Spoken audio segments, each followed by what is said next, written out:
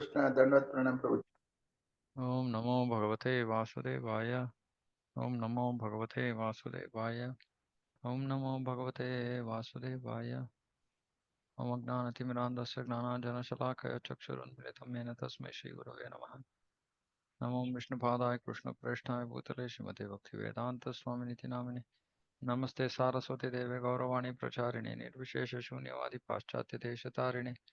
जय श्री कृष्ण चैतन्य प्रभु नित्यानंद श्री अद्वैत गदाधर शिवासादि गौर भक्तवृंद। हरे कृष्ण कृष्ण कृष्ण हरे हरे, हरे राम राम राम हरे हरे।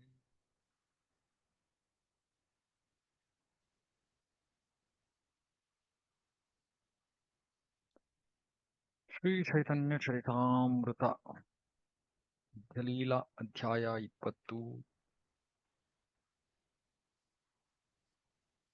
ಶ್ಲೋಕ 297.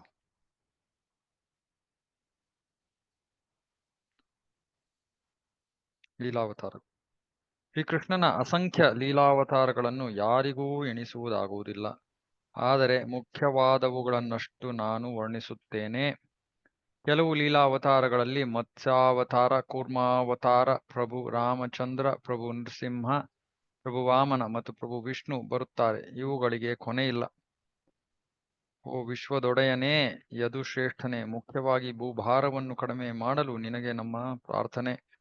ನಿಜವಾಗಿ ನೀನು ಈ ಹಿಂದೆ ಮತ್ಸ್ಯ ರೂಪದಲ್ಲಿ, ಅಶ್ವರೂಪದಲ್ಲಿ ಹಯಗ್ರೀವ, ಕೂರ್ಮ ರೂಪದಲ್ಲಿ ಸಿಂಹ, ನೃಸಿಂಹ, ವರಾಹ ಮತ್ತು ಹಂಸ ರೂಪದಲ್ಲಿ ಭೂಭಾರವನ್ನು ಕಡಿಮೆ ಮಾಡಿರುವೆ. ನೀನು ಪ್ರಭು ರಾಮಚಂದ್ರ, ಪರಶುರಾಮ ಮತ್ತು ವಾಮನ ಅವತಾರಗಳನ್ನು ತಾಳಿ ನಮ್ಮನ್ನು ರಕ್ಷಿಸಿರುವೆ. ದೇವತೆಗಳನ್ನು ಮತ್ತು ವಿಶ್ವವನ್ನು ಈ ರೀತಿ ರಕ್ಷಿಸಿರುವೆ. ದಯವಿಟ್ಟು ಇದನ್ನು ಮುಂದುವರಿಸು. ಭಾಗವತ 10ನೇ ಸ್ಕಂದ. ನಾನು ಕೆಲವು ಲೀಲಾವತಾರಗಳ ವರ್ಣನೆಯನ್ನು ಮಾಡಿದ್ದೇನೆ. ಈಗ ನಾನು ಗುಣಾವತಾರಗಳ, ಅಂದರೆ ಐಹಿಕ ಗುಣಗಳ ಅವತಾರಗಳನ್ನು ವಿವರಿಸುತ್ತೇನೆ. ದಯವಿಟ್ಟು ಕೇಳು. ಈ ಐಹಿಕ ಪ್ರಪಂಚದಲ್ಲಿ 3 ಕಾರ್ಯಗಳು ನಡೆಯುತ್ತವೆ. ಇಲ್ಲಿರುವುದೆಲ್ಲವೂ ಸೃಷ್ಟಿಯಾದದ್ದು.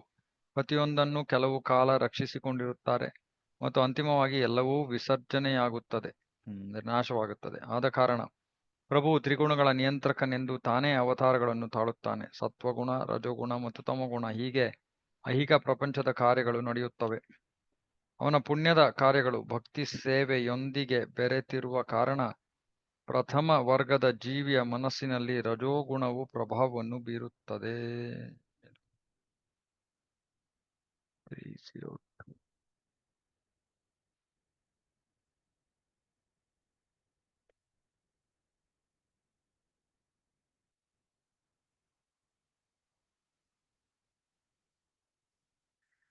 ಓಕೆ.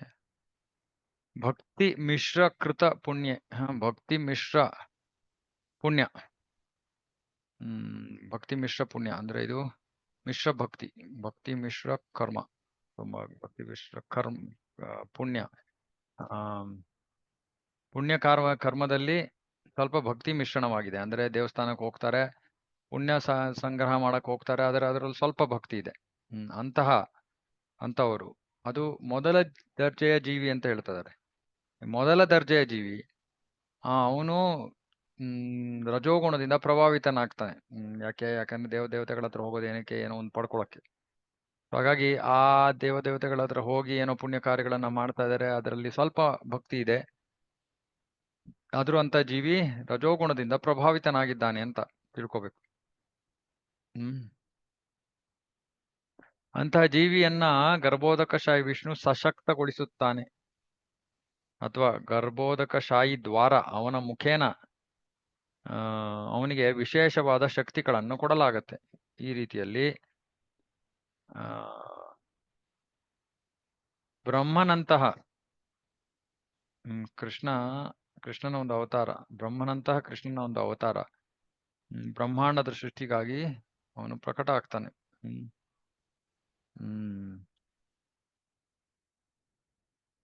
ಇಂಥ ಭಕ್ತನು ಗರ್ಭೋದಕಶಾಹಿ ವಿಷ್ಣುವಿನಿಂದ ಅಧಿಕಾರವನ್ನು ಪಡೆಯುತ್ತಾನೆ. ಈ ರೀತಿಯಲ್ಲಿ ಕೃಷ್ಣಾವತಾರವು ಬ್ರಹ್ಮನ ರೂಪದಲ್ಲಿ ಒಟ್ಟು ವಿಶ್ವ ಉತ್ಪತ್ತಿಯನ್ನು ಯೋಜಿಸುತ್ತದೆ. ಅಂದ್ರೆ ಇಲ್ಲೇನ್ ಹೇಳ್ತಾ ಇರೋದು, ಬ್ರಹ್ಮನಾದವನು, ಯಾರು ಬ್ರಹ್ಮ ಆಗ್ತಾರೆ ಅವರು ಪುಣ್ಯ ಕಾರ್ಯಗಳನ್ನ ಮಾಡಿರ್ತಾರೆ, ಆದರೆ ಅವರ ಪುಣ್ಯ ಕಾರ್ಯಗಳಲ್ಲಿ ಸ್ವಲ್ಪ ಭಕ್ತಿ ಮಿಶ್ರವಾಗಿರುತ್ತೆ. ಹಾಗಾಗಿ ಅಂತವರನ್ನ ಬ್ರಹ್ಮನ ಸ್ಥಾನವನ್ನ ಅಂತವರಿಗೆ ಕೊಡಲಾಗತ್ತೆ.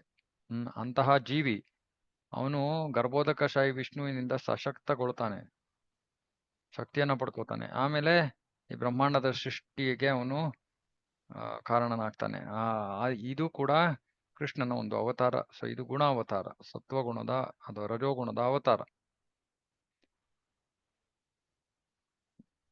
ರತ್ನವು ಕಲ್ಲು ಇದ್ದರೂ ಸೂರ್ಯನು ಆ ರತ್ನದಲ್ಲಿ ಕಾಂತಿಯನ್ನು ಉಂಟು ಮಾಡುತ್ತಾನೆ. ರತ್ನವು ಕಲ್ಲು ಇದ್ದರು, ರತ್ನವು ಕಲ್ಲಾಗಿದ್ದರು,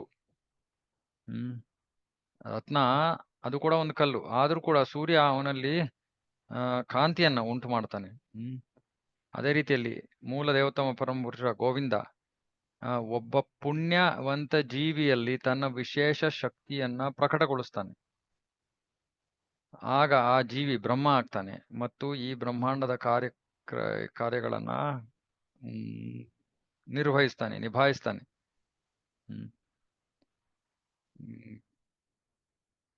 ಬ್ರಹ್ಮ ಸಂಹಿತೆಯ ಶ್ಲೋಕ. ಭಾಸ್ವಾನ್ ಯಥಾಶ್ವ ಸಕಲೇಶು ನಿಜೇಶು ತೇಜಃ ಸ್ವೀಯಂ ಕಿಯತ್ ಪ್ರಕಟಯತ್ಯಪಿ ತದ್ವದತ್ರ ಬ್ರಹ್ಮ ಯಯೇಶ ಜಗದಂಡ ವಿಧಾನಕರ್ತ ಗೋವಿಂದಮಾದಿ ಪುರುಷಂ ತಮಹಂ ಭಜಾಮಿ. ಪುಣ್ಯಜೀವಿಗೆ ಗೋವಿಂದ ವಿಶೇಷವಾದ ಶಕ್ತಿಯನ್ನು ಕೊಟ್ಟು ಅವನನ್ನ ಬ್ರಹ್ಮನಾಗಿ ಮಾಡಿ ಈ ವಿಧಾನಕರ್ತ, ಇದರಲ್ಲಿ ಏನೇನು ನಡೆಸಬೇಕೋ ಎಲ್ಲವನ್ನು ನಡೆಸೋ ಶಕ್ತಿಯನ್ನು ಅವನಿಗೆ ಕೊಡ್ತಾನೆ ಗೋವಿಂದ. ಮತ್ತೆ ಯಾವ್ದಾದ್ರು ಕಲ್ಪದಲ್ಲಿ ಯೋಗ್ಯ ಜೀವಿ ಬ್ರಹ್ಮ ಪದವಿಯನ್ನು ಅಲಂಕರಿಸಲು ದೊರೆಯದಿದ್ದರೆ ದೇವೋತ್ತಮ ಪರಮಪುರುಷ ತಾನೇ ವಿಸ್ತರಣಗೊಂಡು ಬ್ರಹ್ಮನಾಗ್ತಾನೆ.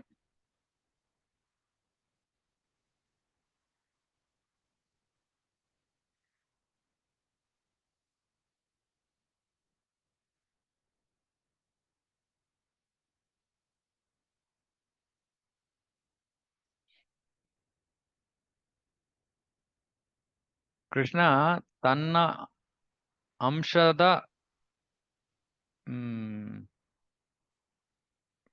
ಅಂಶವನ್ನ ವಿಸ್ತರಿಸ್ತಾನೆ. ಅಂದ್ರೆ ಅಂಶವನ್ನ ಕಲಾ ಅಂತ ಕರೀತಾರೆ. ಅಂತಹ ಒಂದು ವಿಸ್ತರಣೆ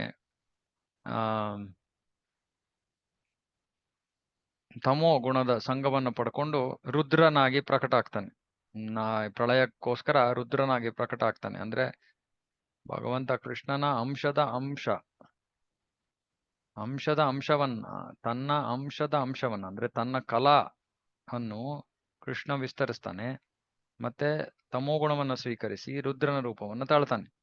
ಹಾಗಾಗಿ ರುದ್ರ ಕೂಡ ಕೃಷ್ಣನ ಒಂದು ವಿಸ್ತರಣೆ, ಬ್ರಹ್ಮ ಕೂಡ ಕೃಷ್ಣನ ವಿಸ್ತರಣೆ, ಎಲ್ಲರೂ ವಿಷ್ಣು ಕೂಡ ಕೃಷ್ಣನ ವಿಸ್ತರಣೆ. ಹಾಗಾಗಿ ರುದ್ರ ತಮೋಗುಣವನ್ನ ಕೃಷ್ಣನ ಒಂದು ವಿಸ್ತರಣೆ, ಅಂಶದ ವಿಸ್ತರಣೆ, ತಮೋಗುಣವನ್ನು ಸ್ವೀಕರಿಸಿ ರುದ್ರ ಆಗ್ತಾನೆ.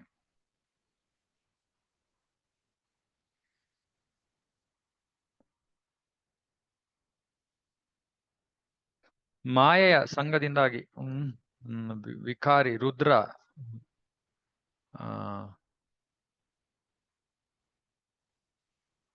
ಹಲವಾರು ರೂಪಗಳನ್ನ ಪಡ್ಕೋತಾನೆ.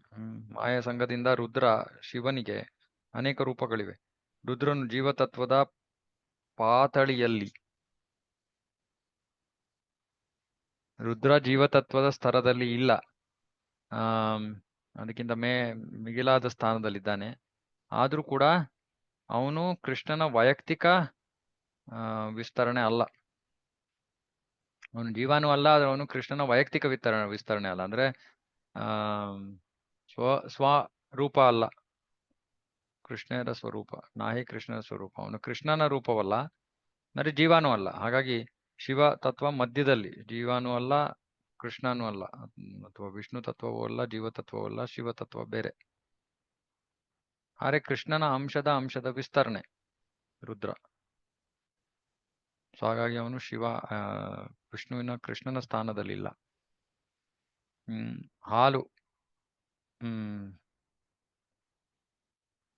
ಹಾಲು ಮೊಸರಿನ ಸಂಸರ್ಗದಿಂದ ಮೊಸರಾಗುತ್ತದೆ. ಹೀಗೆ ಮೊಸರು ಹಾಲಲ್ಲದೆ ಬೇರೇನೂ ಅಲ್ಲ, ಆದರೆ ಅದು ಹಾಲಲ್ಲ. ಕ್ಷೀರಂ ಯಥಾದಧಿ ವಿಕಾರ ವಿಶೇಷ ಯೋಗಾತ್ ಸಂಜಾಯತೆ न तु तथ पृथकस्ति हेतो यशा शम्भुतामपि तथा समुपैति कार्यात् ಗೋವಿಂದಮಾದಿಪುರುಷಂ ತಮಹಂ ಭಜಾಮಿ. ಶಿವನು ಬಾಹ್ಯ ಶಕ್ತಿಯ ಸಹಯೋಗಿ. ಸಹಯೋಗಿ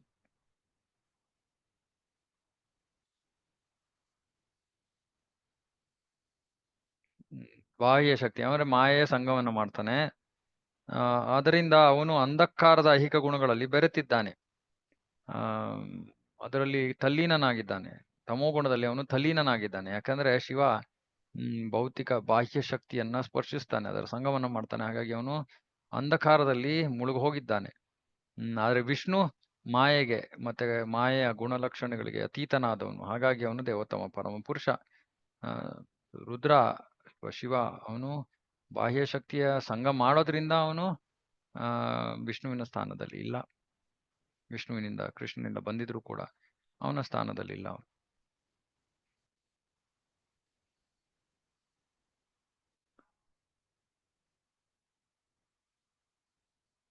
ಶಿವನ ಕುರಿತಾದ ಸತ್ಯವೇನೆಂದರೆ ಅವನು ಯಾವಾಗಲೂ 3 ಭೌತಿಕ ಆವರಣಗಳಿಂದ ಆವರಿಸಲ್ಪಟ್ಟಿರ್ತಾನೆ: ವೈಕಾರಿಕ, ತೈಜಸ ಮತ್ತು ತಾಮಸ. ಈ ಪ್ರಕೃತಿಯ ಗುಣಗಳ ಪ್ರಕೃತಿಯ ಈ 3 ಗುಣಗಳಿಂದಾಗಿ ಅವನು ಯಾವಾಗಲೂ ಬಹಿರಂಗ ಭೌತಿಕ ಶಕ್ತಿ ಮತ್ತು ಅಹಂ ಒಂದಿಗೆ ಅವನು ಸಂಘ ಮಾಡ್ತಾನೆ.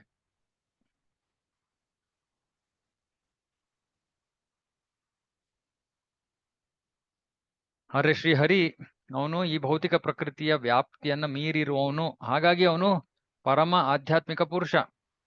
ಅವನು ಎಲ್ಲವನ್ನು ಒಳಗೂ ಹೊರಗೂ ನೋಡಬಲ್ಲ. ಹಾಗಾಗಿ ಅವನು ಎಲ್ಲಾ ಜೀವಿಗಳ ಪರಮ ಉಪದೃಷ್ಟ, ಎಲ್ಲವನ್ನು ನೋಡವನು. ಯಾರಾದ್ರೂ ಅವನ ಪಾದ ಪದ್ಮಗಳ ಆಶ್ರಯವನ್ನು ಪಡ್ಕೊಂಡ್ರೆ ಮತ್ತೆ ಅವನನ್ನು ಆರಾಧಿಸಿದ್ರೆ ಅವನು ಖಂಡಿತವಾಗಿಯೂ ಅವನು ಕೂಡ ಆಧ್ಯಾತ್ಮಿಕ ಸ್ಥಾನವನ್ನ ಪಡ್ಕೋತಾನೆ. ವಿಷ್ಣುವನ್ನ ಆರಾಧಿಸಿದ್ರೆ ಈ ವಿಶ್ವದ ಪಾಲನೆಗಾಗಿ ಕೃಷ್ಣ ತನ್ನ ವೈಯಕ್ತಿಕ ಅಂಶವಾಗಿ ಅಥವಾ ಸ್ವಾಂಶವಾಗಿ ವಿಷ್ಣುವಾಗಿ ಅವತರಿಸ್ತಾನೆ. ಅವನು ಸತ್ವಗುಣದ ದೃಷ್ಟ ಅಥವಾ ಏನು ನಿರ್ದೇಶಕ.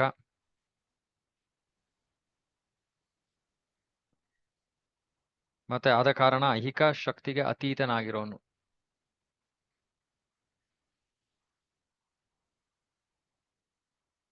ವಿಷ್ಣು ಸ್ವಾಂಶ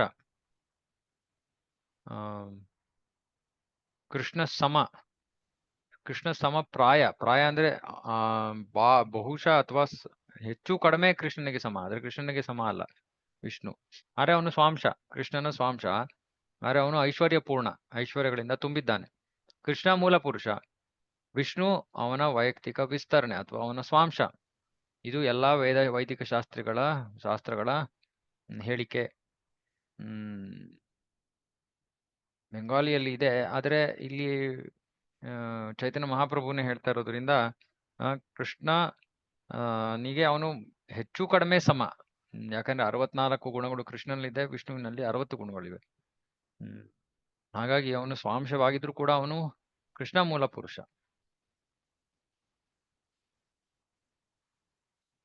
ದೀಪಾರ್ಚಿದೇವ ಹಿ ದಶಾಂತರಮಭ್ಯುಪೇತ್ಯ ದೀಪಾಯತೆ ವಿವೃತ ಹೇತು ಸಮಾನ ಧರ್ಮ ಯಸ್ತಾದೃಗೇವ ಹಿ ಚ ವಿಷ್ಣು ತಯಾ ವಿಭಾತಿ ಗೋವಿಂದಮಾದಿ ಪುರುಷಂ ತಮಹಂ ಭಜಾಮಿ. ಇಲ್ಲಿ ಮೇಣಬತ್ತಿ ಅಥವಾ ಕ್ಯಾಂಡಲಿನ ಒಂದು ಉದಾಹರಣೆಯನ್ನು ಕೊಡ್ತಾ ಇದ್ದಾರೆ. ಒಂದರಿಂದ ಇನ್ನೊಂದು ಹಲವಾರು ನಾವು ಕ್ಯಾಂಡಲ್ಗಳನ್ನ ಹಚ್ಚಿಸ್ತೀವಿ, ಆದ್ರೆ ಎಲ್ಲವೂ ಒಂದೇ ತರ ಕಾಣುತ್ತೆ, ಆದ್ರೆ ಮೂಲ ಕ್ಯಾಂಡಲ್ ಬೇರೆ. ಅದೇ ರೀತಿ ದೇವೋತ್ತಮ ಪರಮಪುರುಷ ಗೋವಿಂದ ತನ್ನನ್ನು ತಾನು ವಿಷ್ಣುವಿನ ಹಲವಾರು ರೂಪಗಳಾಗಿ ವಿಸ್ತರಿಸ್ಕೋತಾನೆ. ಅವರೆಲ್ಲರೂ ಅವನಷ್ಟೇ ತೇಜೋಮಯರು, ಅವನಷ್ಟೇ ಶಕ್ತಿಯುತರು, ಅವನಷ್ಟೇ ಐಶ್ವರ್ಯವನ್ನು ಹೊಂದಿರೋರು. ಆದ್ರೂ ಕೂಡ ಅವನೇ ಮೂಲ ಪುರುಷ.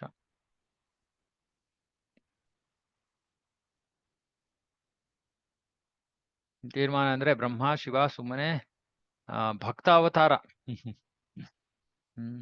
ಮತ್ತೆ ಭಕ್ತಾವತಾರ ಅಂದ್ರೆ ಅವರು ಸುಮ್ಮನೆ ಆಜ್ಞಾಕಾರಿಗಳವರು. ಆಜ್ಞಾಧಾರಿಗಳು, ಆಜ್ಞಾಕಾರಿಗಳು. ಅವನು ಏನ ಆಜ್ಞೆಯನ್ನ ಕೊಡ್ತಾನೋ ಕೃಷ್ಣ ಅದನ್ನ ಪಾಲನೆ ಮಾಡೋದು. ಬ್ರಹ್ಮ ಶಿವ ಇಬ್ರು ಭಕ್ತಾವತಾರಗಳು. ಅದಕ್ಕೆ ಅವ್ರಿಗೆ ಅಂತ ಸ್ಥಾನವನ್ನು ಕೊಟ್ಟಿರೋದು. ಆದ್ರೆ ವಿಷ್ಣು ಪಾಲಕ, ಅವನು ಪಾಲನಕರ್ತ, ಅವನು ಸ್ವಾಂಶ, ಕೃಷ್ಣನ ಸ್ವರೂಪಾಕಾರ, ಸ್ವಾಂಶ. ಭಾಗವತ 2ನೇ ಸ್ಕಂದದಲ್ಲಿ ಬ್ರಹ್ಮ ಹೇಳ್ತಾನೆ, ದೇವತಮ ಪರಮ ಪುರುಷ ನನ್ನನ್ನ ಸೃಷ್ಟಿ ಕಾರ್ಯದಲ್ಲಿ ತೊಡಗಿಸಿದ್ದಾನೆ.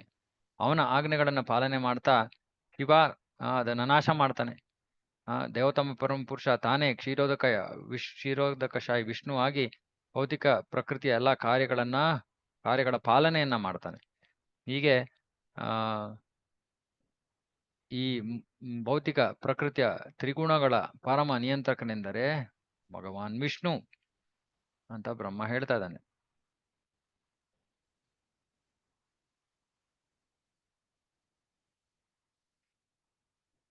ಈಗ ಮನ್ವಂತರ ಅವತಾರ, ಮನುವಿನ ಸಮಯದಲ್ಲಿ ಪ್ರಕಟ ಆಗುವಂತಹ ಭಗವಂತನ ಅವತಾರಗಳು ಇವು ಅಗಣಿತ.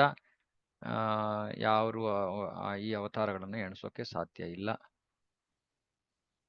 ಬ್ರಹ್ಮನ ಒಂದು ದಿನದಲ್ಲಿ 14 ಮನುಗಳು ಬರ್ತಾರೆ. ಮತ್ತೆ ಪ್ರತಿಯೊಬ್ಬ ಮನುವಿನ ಸಮಯದಲ್ಲಿ ಅದನ್ನ ಮನ್ವಂತರ ಅಂತಾರೆ. ದೇವತಮ ಪರಮ ಪುರುಷನ ಒಂದು ಅವತಾರ ಪ್ರಕಟವಾಗುತ್ತೆ. ಇದಕ್ಕೆ ಮನ್ವಂತರ ಅವತಾರ ಅಂತ ಕರೀತಾರೆ.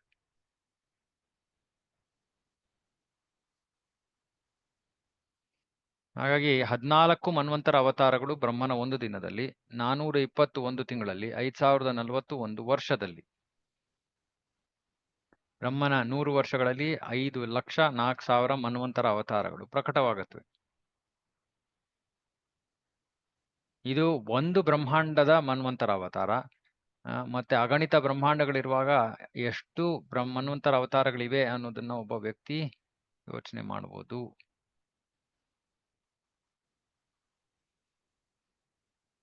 ಮತ್ತೆ ಮಹಾವಿಷ್ಣು ಉಸಿರಾಡೋ ಸಮಯದಷ್ಟು ಮಾತ್ರ ಈ ಬ್ರಹ್ಮಾಂಡಗಳು ಅಸ್ತಿತ್ವದಲ್ಲಿ ಇರುತ್ತವೆ. ಮತ್ತೆ ಮಹಾವಿಷ್ಣುವಿನ ಉಸಿರಾಟಕ್ಕೆ ಯಾವ ನಿಯಂತ್ರಣವಿಲ್ಲ ಅಥವಾ ಸೀಮವಿಲ್ಲ. ನಾಹಿಕ ಪರ್ಯಂತ ಅಂದ್ರೆ ಯಾವುದು ಅದಕ್ಕೆ ಒಂದು ಮಿತಿ ಅನ್ನೋದಿಲ್ಲ. ಹಾಗಾಗಿ ಈ ಮನ್ವಂತರ ಅವತಾರಗಳ ಬಗ್ಗೆ ಹೇಳೋದಾದ್ರು ಮಾತಾಡೋದು ಎಷ್ಟು ಕಠಿಣ ಅನ್ನೋದನ್ನ ನೀವು ಯೋಚನೆ ಮಾಡಿ ಅಂತ ಹೇಳ್ತಾ ಇದ್ದಾರೆ. ಅಷ್ಟು ಮನ್ವಂತರ ಅವತಾರಗಳು. ಸ್ವಯಂಭುವ ಮನ್ವಂತರದಲ್ಲಿ ಅವತಾರ ಹೆಸರು ಯಜ್ಞ, ವಾರೋಚಿಷ ಮನ್ವಂತರದಲ್ಲಿ ವಿಭು, ಔತ್ತಮ ಮನ್ವಂತರದಲ್ಲಿ ಸತ್ಯಸೇನ, ತಾಮಸ ಮನ್ವಂತರದಲ್ಲಿ ಹರಿ, ರೈವತ ಮನ್ವಂತರದಲ್ಲಿ ವೈಕುಂಠ, ಚಾಕ್ಷುಷ ಮನ್ವಂತರದಲ್ಲಿ ಅಜಿತ, ವೈವಸ್ವತ ಮನ್ವಂತರದಲ್ಲಿ ವಾಮನ, ಸಾವರ್ಣ್ಯ ಮನ್ವಂತರದಲ್ಲಿ ಸಾರ್ವಭೌಮ, ದಕ್ಷ ಸಾವರ್ಣ್ಯ ಮನ್ವಂತರದಲ್ಲಿ ಋಷಭ, ಬ್ರಹ್ಮ ಸಾವರ್ಣ್ಯ ಮನ್ವಂತರದಲ್ಲಿ ವಿಶ್ವಕ್ಸೇನ, ಧರ್ಮ ಸಾವರ್ಣ್ಯದಲ್ಲಿ ಧರ್ಮಸೇತು, ರುದ್ರ ಸಾವರ್ಣ್ಯದಲ್ಲಿ ಸುಧಾಮ, ದೇವ ಸಾವರ್ಣ್ಯದಲ್ಲಿ ಯೋಗೇಶ್ವರ, ಇಂದ್ರ ಸಾವರ್ಣ್ಯದಲ್ಲಿ ಬೃಹದ್ಭಾನು. ಇವು 14 ಮನ್ವಂತರ ಅವತಾರಗಳ ಹೆಸರುಗಳು. ಈಗ ಯುಗಾವತಾರ, ಸತ್ಯಯುಗ, ತ್ರೇತಾಯುಗ, ದ್ವಾಪರಯುಗ, ಕಲಿಯುಗ, 4 ಯುಗಗಳು. ಇದರಲ್ಲೂ ಕೂಡ ಭಗವಂತ 4 ಬಣ್ಣಗಳಲ್ಲಿ, ಶ್ವೇತ, ರಕ್ತ, ಕಪ್ಪು ಮತ್ತು ಹಳದಿ, ಈ 4 ಬಣ್ಣಗಳಲ್ಲಿ ಪ್ರಕಟ ಆಗ್ತಾನೆ. ಭಾಗವತದಲ್ಲಿ ಗರ್ಗಮುನಿಗಳು ಹೇಳ್ತಾರೆ, ಈ ಮಗು ಹಿಂದೆ 3 ಬಣ್ಣಗಳಲ್ಲಿ ಪ್ರಕಟ ಆಗಿದ್ದ ಬೇರೆ ಬೇರೆ ಯುಗಗಳಲ್ಲಿ. ಈ ಹಿಂದೆ ಅವನು ಶ್ವೇತ, ರಕ್ತ ಮತ್ತೆ ಪೀತ, ಹಳದಿ ಬಣ್ಣಗಳಲ್ಲಿ ಕಾಣಿಸ್ಕೊಂಡಿದ್ದಾನೆ. ಈಗ ಅವನು ಕಪ್ಪು ಬಣ್ಣದಲ್ಲಿ ಕಾಣಿಸ್ಕೊಂಡಿದ್ದಾನೆ ಅಂತ ಕೃಷ್ಣ ನಂದ ಮಹಾರಾಜನ ಮನೆಗೆ ಬಂದಾಗ ಗರ್ಗಮುನಿಗಳು ನಾಮಕರಣ ಸಮಾರಂಭದ ಸಮಯದಲ್ಲಿ ಈ ಶ್ಲೋಕವನ್ನ ಹೇಳ್ತಾರೆ. ಸತ್ಯಯುಗದಲ್ಲಿ ಭಗವಂತ ಶ್ವೇತವರ್ಣದಲ್ಲಿ 4 ಚತುರ್ಭುಜಗಳನ್ನು ಹೊಂದಿದ್ದು, ಚತುರ್ಬಾಹುಗಳು ಮತ್ತು ಜಟಾವಲ್ಕಲ ಅಂದ್ರೆ ವಲ್ಕಲ ಅಂದ್ರೇನು, ಅವನು ರಾಮ ಕಾಡಿಗೆ ಹೋಗಿದ್ದಾಗ ಕೂದಲನ್ನ ಮಾಡ್ಕೊಂಡಿರ್ತಾನೆ, ಅದಕ್ಕೆ ಜಟಾವಲ್ಕಲ ಅಂತಾರೆ. ಜಟ ಮತ್ತೆ ವಲ್ಕಲ ಅಂದ್ರೆ ಇದು ಮರದಿಂದ ಮಾಡಿರುವಂತ ವಸ್ತ್ರ, ವಲ್ಕಲ ಅಂಬರ. ಮೇಲೆ ಕೃಷ್ಣಾಜಿನ. ಕೃಷ್ಣಾಜಿನ ಅಂದ್ರೆ ಕಪ್ಪು ಬಣ್ಣದ ಒಂದು ತರದ ಜಿಂಕೆಯ ಚರ್ಮವನ್ನು ಧರಿಸಿರೋದು. ಉಪವೀತವನ್ನು ಧರಿಸಿದ್ದಾನೆ. ಅಕ್ಷ ಜಪ ಮಾಡೋದಕ್ಕೆ ಒಂದು ಜಪಮಾಲೆ ಇದೆ ಅವನ ಹೊಂದಿದ್ದಾನೆ. ಮತ್ತೆ ದಂಡ ಕಮಂಡಲು. ಸೊ ಇವೆಲ್ಲವನ್ನ ಹೊಂದಿದ್ದು ಸತ್ಯಯುಗದಲ್ಲಿ ಅವನು ಶ್ವೇತವರ್ಣದ ಒಂದು ಅವತಾರವನ್ನ ವಿಷ್ಣು ತಳಿತಾನೆ.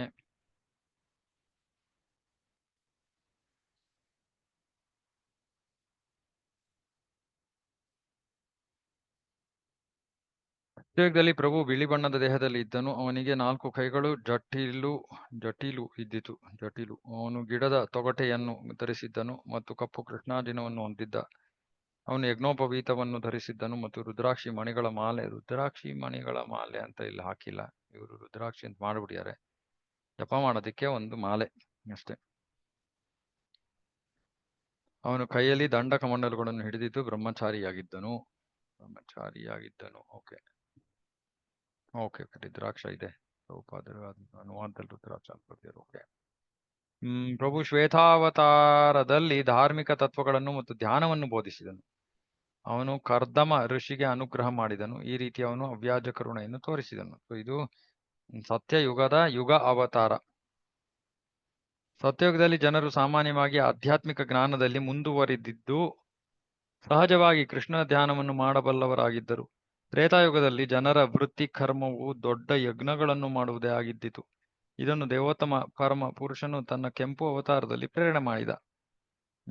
ಸತ್ಯಯುಗದಲ್ಲಿ ಧ್ಯಾನ, ತ್ರೇತಾಯುಗದಲ್ಲಿ ಯಜ್ಞಗಳು, ದ್ವಾಪರ ಯುಗದಲ್ಲಿ ಜನರ ವೃತ್ತಿ ಕರ್ಮವೆಂದರೆ ಕೃಷ್ಣನ ಪಾದಕಮಲಗಳನ್ನು ಪೂಜಿಸುವುದೇ ಆಗಿತ್ತು. ಯಾಕಂದ್ರೆ ಕೃಷ್ಣ ಇದ್ದ ಅಲ್ಲಿ. ಆದ ಕಾರಣ ಕೃಷ್ಣನು ಕಪ್ಪು ದೇಹದಲ್ಲಿ ಪ್ರಕಟಗೊಂಡು ಸ್ವತಃ ಜನರು ತನ್ನನ್ನು ಅರ್ಚಿಸಬೇಕೆಂದು ಪ್ರೇರಣೆಯನ್ನಿತ್ತನು. ದ್ವಾಪರ ಯುಗದಲ್ಲಿ ದೇವೋತ್ತಮ ಪರಮಪುರುಷನು ಕಪ್ಪು ಛಾಯೆಯಲ್ಲಿ ಪ್ರಕಟವಾದನು. ಪೀತವಾಸ ನಿಜಾಯುಧ. ಅವನು ಹಳದಿ ವರ್ಣದ ವೇಷವನ್ನು ಧರಿಸಿದ್ದನು. ಅವನು ತನ್ನದೇ ಆಯುಧಗಳನ್ನು ಧರಿಸಿದ್ದನು. ಅವನು ಕೌಸ್ತುಭ ಆಭರಣಗಳಲ್ಲಿ ಶೃಂಗರಿಸಲ್ಪಟ್ಟಿದ್ದನು ಮತ್ತು ಶ್ರೀವತ್ಸ ಲಕ್ಷಣಗಳನ್ನು ಕೂಡ ಧರಿಸಿದ್ದನು. ಹೀಗೆ ಅವನ ಲಕ್ಷಣಗಳನ್ನು ವರ್ಣಿಸಲಾಗಿದೆ. ವಾಸುದೇವ, ಸಂಕರ್ಷಣ, ಪ್ರದ್ಯುಮ್ನ ಮತ್ತು ಅನಿರುದ್ಧರೆಂದು ವಿಸ್ತಾರಗೊಂಡ ದೇವೋತ್ತಮ ಪರಮ ಪುರುಷನಿಗೆ ನನ್ನ ಗೌರವಪೂರ್ವಕ ಪ್ರಣಾಮಗಳು. ಈ ಮಂತ್ರದಿಂದ ಜನರು ದ್ವಾಪರ ಯುಗದಲ್ಲಿ ಕೃಷ್ಣನನ್ನು ಪೂಜಿಸುತ್ತಾರೆ. ಕಲಿಯುಗದಲ್ಲಿ ಸಾಮೂಹಿಕವಾಗಿ ಕೃಷ್ಣನ ಪವಿತ್ರ ನಾಮಗಳನ್ನು ಸಂಕೀರ್ತನ ಮಾಡುತ್ತಾರೆ. ಕಲಿಯುಗದಲ್ಲಿ ಕೃಷ್ಣನು ಹಳದಿ ಬಣ್ಣವನ್ನು ಸ್ವೀಕರಿಸುತ್ತಾನೆ ಮತ್ತು ತನ್ನ ವೈಯಕ್ತಿಕ ಭಕ್ತರನ್ನು ಕೂಡಿಕೊಂಡು ಹರೇ ಕೃಷ್ಣ ಮಂತ್ರವನ್ನು ಜಪಿಸುತ್ತಾ ಹರಿನಾಮ ಸಂಕೀರ್ತನೆಯನ್ನು ಪ್ರಚಾರಪಡಿಸುತ್ತಾನೆ. ಈ ಕ್ರಿಯೆಯಿಂದ ಅವನು ಕೃಷ್ಣ ಪ್ರಜ್ಞೆಯನ್ನು ಸಾಮಾನ್ಯ ಜನರಿಗೆ ತಲುಪಿಸುತ್ತಾನೆ. ನಂದ ಮಹಾರಾಜನ ಸುತ ಕೃಷ್ಣನು ಕಲಿಯುಗಕ್ಕೆ ತಕ್ಕ ವೃತ್ತಿ ಧರ್ಮವನ್ನು ತಾನೇ ಸ್ಥಾಪಿಸುತ್ತಾನೆ. ಅಲ್ಲದೆ ತಾನೇ ರಾಗ ಪರವಶ ಪ್ರೇಮದಿಂದ ನರ್ತಿಸುತ್ತಾನೆ. ಹೀಗೆ ಇಡೀ ಜಗತ್ತು ಸಾಮೂಹಿಕ ಸಂಕೀರ್ತನೆಯಲ್ಲಿ ತೊಡಗುತ್ತದೆ. ಸಂಕೀರ್ತನ ಯಜ್ಞ. ಸದಾ ಕೃಷ್ಣನಾಮವನ್ನು ಹಾಡುವ ದೈವತ್ವದ ಅವತಾರವನ್ನು ಪೂಜಿಸಲು ಬುದ್ಧಿವಂತರೂ ಕಲಿಯುಗದಲ್ಲಿ ಸಾಮೂಹಿಕ ಸಂಕೀರ್ತನೆಯನ್ನು ನೆರವೇರಿಸುತ್ತಾರೆ. ಅವನ ದೇಹವರ್ಣ ಕಪ್ಪು ಇರದಿದ್ದರೂ ಅವನೇ ಸಾಕ್ಷಾತ್ ಕೃಷ್ಣ. ಅವನು ತನ್ನ ಸಹಯೋಗಿಗಳೊಂದಿಗೆ, ಸೇವಕರೊಂದಿಗೆ, ಆಯುಧಗಳೊಂದಿಗೆ ಮತ್ತು ಆತ್ಮೀಯ ಸಹಚರರೊಂದಿಗೆ ಕೂಡಿಕೊಂಡಿರುತ್ತಾನೆ. ಕೃಷ್ಣವರ್ಣಂ ತ್ವಿಷಾ ಕೃಷ್ಣಂ ಸಾಂಗೋಪಾಂಗಾಸ್ತ್ರ ಪಾರ್ಷದಂ ಯಜ್ಞೈ ಸಂಕೀರ್ತನ ಪ್ರಾಯರ್ ಯಜಂತಿ ಸುಮೇಧಸಃ. ಸತ್ಯತ್ರೇತ ಮತ್ತು ದ್ವಾಪರ ಹೀಗೆ 3 ಬೇರೆ ಯುಗಗಳಲ್ಲಿ ಜನರು ಬೇರೆ ಬೇರೆ ಆಧ್ಯಾತ್ಮಿಕ ಚಟುವಟಿಕೆಗಳನ್ನು ನೆರವೇರಿಸುತ್ತಾರೆ. ಅವರು ಆಗ ಯಾವ ರೀತಿ ಫಲವನ್ನು ಪಡೆಯುತ್ತಾರೋ ಅದೇ ಫಲವನ್ನು ಕಲಿಯುಗದಲ್ಲಿ ಹರೇ ಕೃಷ್ಣ ಮಹಾಮಂತ್ರವನ್ನು ಪಠಿಸುವುದರಿಂದ ಸಹಜವಾಗಿ ಪಡೆಯುತ್ತಾರೆ. ಕಲೇರ್ದೋಷ ನಿಧೇ ರಾಜನ್ ಅಸ್ಥಿ ಏಕೋ ಮಹಾನ್ ಗುಣ ಕೀರ್ತನಾದೇವ ಕೃಷ್ಣಸ್ಯ ಮುಕ್ತ ಸಂಗ ಪರಂ ವ್ರಜೇತ್. ವರಸನೇ, ಕಲಿಯುಗದ ತುಂಬಾ ದೋಷಗಳಿದ್ದರೂ ಯುಗದಲ್ಲಿ ಒಂದು ಒಳ್ಳೆ ಗುಣವಿದೆ. ಹರೇ ಕೃಷ್ಣ ಮಹಾಮಂತ್ರವನ್ನು ಜಪಿಸಿದರೆ ವ್ಯಕ್ತಿಯು ಈ ಪ್ರಾಪಂಚಿಕ ಬಂಧನದಿಂದ ಬಿಡುಗಡೆಯಾಗಿ ದಿವ್ಯವಾದ ರಾಜ್ಯಕ್ಕೆ ಉನ್ನತಿ ಪಡೆಯುತ್ತಾನೆ. ಹರೇ ಕೃಷ್ಣ ಮಹಾಮಂತ್ರವನ್ನ ಅಪರಾಧ ರಹಿತವಾಗಿ ನಾವು ಜಪವನ್ನ ಮಾಡಬೇಕು. ಅಪರಾಧ ರಹಿತ ಅಂದ್ರೆ ಮನಸ್ಸು ಎಲ್ಲೋ ಇರುತ್ತೆ, ಏನೋ ಯೋಚನೆ ಮಾಡ್ತಾ ಇರ್ತೀವಿ, ಕೈಯಲ್ಲಿ ಜಪ ಮಣಿ ಇದೆ, ಬಾಯಲ್ಲಿ ಏನೋ ಮಂತ್ರ ಓಡ್ತಾ ಇದೆ, ಇದು ಜಪ ಅಲ್ಲ, ಇದು ನಾಮ ಅಪರಾಧ. ಈ ರೀತಿಯಾಗಿ ಜಪ ಮಾಡಿದ್ರೆ ನಮಗೆ ಕೃಷ್ಣ ಸಿಗೋದಿಲ್ಲ, ನಮಗೆ ದಿವ್ಯವಾದ ರಾಜ್ಯಕ್ಕೆ ಏರೋದಕ್ಕೆ ಸಾಧ್ಯ ಇಲ್ಲ. ಆದರೆ ಹರೇ ಕೃಷ್ಣ ಮಹಾಮಂತ್ರ ಜಪ ಮಾಡ್ತಾ ಇರೋದ್ರಿಂದ ಅಲ್ಪ ಸ್ವಲ್ಪ ಸ್ವಚ್ಛತೆ, ಮನಸ್ಸು ಸ್ವಚ್ಛವಾಗತ್ತೆ. ಕ್ರಮೇಣವಾಗಿ ನಾವು ಕೃಷ್ಣನನ್ನ ಪಡ್ಕೊಳ್ಳೋ ಸಾಧ್ಯತೆ ಇರ್ಬೋದು. ಆದರೆ ಸುಮ್ಮನೆ ನಾವು ಮನಸ್ಸನ್ನ ಎಳೆದು ಹಿಡಿದು ಹರೇ ಕೃಷ್ಣ ಮಹಾಮಂತ್ರ ಜಪದಲ್ಲಿ ನಮ್ಮ ಮನಸ್ಸನ್ನ ಕೇಂದ್ರೀಕರಿಸಿದ್ರೆ ನಾವು ಒಂದೇ ಜನ್ಮದಲ್ಲಿ ಪರಿಪೂರ್ಣತೆಯನ್ನ ಪಡ್ಕೋಬಹುದು. ಆದರೆ ನಮ್ಮ ದುರದೃಷ್ಟ ಅಂದ್ರೆ ನಾವು ಮಣಿಯನ್ನ ಸುಮ್ಮನೆ ಕೈನಲ್ಲಿ ಇಟ್ಕೊಂಡಿರ್ತೀವಿ, ಬಾಯಿನ ಓಡಿಸ್ತಾ ಇರ್ತೀವಿ, ಮನಸ್ಸು ಎಲ್ಲೋ ಇರುತ್ತೆ. ಕೃತೇಯಧ್ಯಾಯತೋ ವಿಷ್ಣು ತ್ವೇತಾಯಾಮ್ ಯಜತೋ ಮಖೈ ದ್ವಾಪರೇ ಪರಿಚರ್ಯಾಯಾಮ್ ಕಲವು ತದ್ಧರಿ ಕೀರ್ತನ. ಬೇರೆ ಯುಗಗಳಲ್ಲಿ ಏನು, ಬೇರೆ ಮಾರ್ಗಗಳಲ್ಲಿ ಏನು ಸಾಧಿಸಲ್ಪಡ್ತಾ ಇತ್ತೋ ಅದನ್ನ ಹರೇ ಕೃಷ್ಣ ಮಹಾಮಂತ್ರದಿಂದ ಸಾಧಿಸಬಹುದು. ಸತ್ಯಯುಗದಲ್ಲಿ ಧ್ಯಾನವನ್ನು ಕೈಗೊಂಡು ಏನನ್ನು ಯಾರು ಮುಂದುವರಿದಿರುವರೋ ಮತ್ತು ಯಾರು ಪಾಂಡಿತ್ಯವನ್ನು ಪಡೆದಿರುವರೋ ಮತ್ತು ಯಾರಿಗೆ ಜೀವನದ ಸಾರದಲ್ಲಿ ಶ್ರದ್ಧೆ ಇದೆಯೋ ಅವರು ಕಲಿಯುಗದ ಒಳ್ಳೆಯ ಗುಣಗಳನ್ನು ಅರಿತಿರುವರು. ಅವರು ಕಲಿಯುಗವನ್ನು ಪೂಜಿಸುತ್ತಾರೆ, ಏಕೆಂದರೆ ಹರೇ ಕೃಷ್ಣ ಮಹಾಮಂತ್ರವನ್ನು ಪಠಿಸುವುದರಿಂದ ಈ ಯುಗದಲ್ಲಿ ವ್ಯಕ್ತಿಯು ಪಾರಮಾರ್ಥಿಕ ಜ್ಞಾನದಲ್ಲಿ ಮುಂದುವರಿದು ಜೀವನದ ಗುರಿಯನ್ನು ತಲುಪಬಹುದು. ಹಾಗಾಗಿ ಜನರು ಕಲಿಯುಗವನ್ನು ಹೊಗಳ್ತಾರೆ. ನಾನು ಈಗಾಗಲೇ ಹೇಳಿದಂತೆ ಈ ಗುಣಾವತಾರಗಳನ್ನು ವರ್ಣಿಸಿದ್ದೇನೆ. ಈ ಗುಣಾವತಾರಗಳು ಅಸಂಖ್ಯವಿರುವುದರಿಂದ ಇವುಗಳನ್ನು ಯಾರೂ ಎಣಿಸಲಾರರು. ಹೀಗೆ ನಾನು 4 ಬೇರೆ ಬೇರೆ ಯುಗಗಳ ಅವತಾರಗಳ ವರ್ಣನೆಯನ್ನು ಕೊಟ್ಟಿದ್ದೇನೆ. ಇದನ್ನು ಕೇಳಿದ ಸನಾತನ ಗೋಸ್ವಾಮಿಗಳು ಪ್ರಭುಗಳಿಗೆ ಅಪ್ರತ್ಯಕ್ಷವಾಗಿ ಸುಳಿವನ್ನು ಕೊಟ್ಟರು. ಸನಾತನ ಗೋಸ್ವಾಮಿಗಳು ನವಾಬ ಹುಸೇನ್ ಶಾನ ಕೆಳಗೆ ಮಂತ್ರಿಯಾಗಿದ್ದರು. ನಿಸ್ಸಂಶಯವಾಗಿ ಅವರು ಸುರ ಲೋಕದ ಗುರುಗಳಾಗಿದ್ದ ಬೃಹಸ್ಪತಿಯಷ್ಟೇ ಬುದ್ಧಿವಂತರಿದ್ದರು. ಪ್ರಭುವಿನ ಅಮಿತ ಕೃಪೆಯಿಂದ ಸನಾತನ ಗೋಸ್ವಾಮಿಗಳು ಸಂಕೋಚವಿಲ್ಲದೆ ಅವರಿಗೆ ಪ್ರಶ್ನೆಯನ್ನು ಕೇಳ್ತಾರೆ. ನಾನು ಒಬ್ಬ ಯಕಶ್ಚಿತ ಜೀವಿ, ನಾನು ನೀಚ ಮತ್ತು ನನ್ನದು ಒಳ್ಳೆಯ ನಡತೆಯಲ್ಲ. ನಾನು ಅದು ಹೇಗೆ ಯಾರು ಕಲಿಯುಗದ ಅವತಾರವೆಂದು ತಿಳಿಯಲಿ?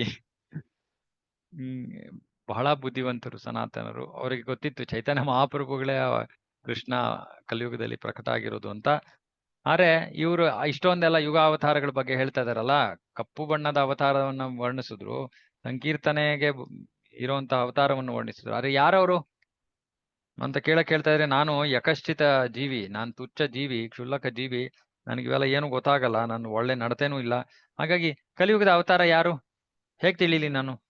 ಚೈತನ್ಯ ಮಹಾಪ್ರಭುಗಳು ಉತ್ತರಿಸ್ತಾರೆ, ಬೇರೆ ಯುಗಗಳಲ್ಲಿ ಶಾಸ್ತ್ರ ಪ್ರಮಾಣದಂತೆ ಅವತಾರವನ್ನು ಸ್ವೀಕರಿಸಿದಂತೆ ಕಲಿಯುಗದಲ್ಲೂ ಕೂಡ ಅದೇ ರೀತಿ ದೇವರ ಅವತಾರವನ್ನು ಸ್ವೀಕರಿಸಬೇಕು. ಸರ್ವಜ್ಞರಾದ ಮಹಾ ಮುನಿಗಳು ರಚಿಸಿದ ವೇದ ಸಾಹಿತ್ಯವು ಎಲ್ಲಾ ಪಾರಮಾರ್ಥಿಕ ಅಸ್ತಿತ್ವಕ್ಕೆ ಪ್ರಮಾಣ. ಆ ಪೌರುಷೇಯ ಧರ್ಮಗ್ರಂಥಗಳ ಮುಖಾಂತರ ಎಲ್ಲ ಬದ್ಧಾತ್ಮರು ಜ್ಞಾನವನ್ನು ಹೊಂದಬಲ್ಲರು. ನಿಜವಾದ ದೇವರ ಅವತಾರವು ನಾನು ದೇವರು ಅಥವಾ ನಾನು ದೇವರ ಅವತಾರ ಎಂದೂ ಹೇಳುವುದಿಲ್ಲ.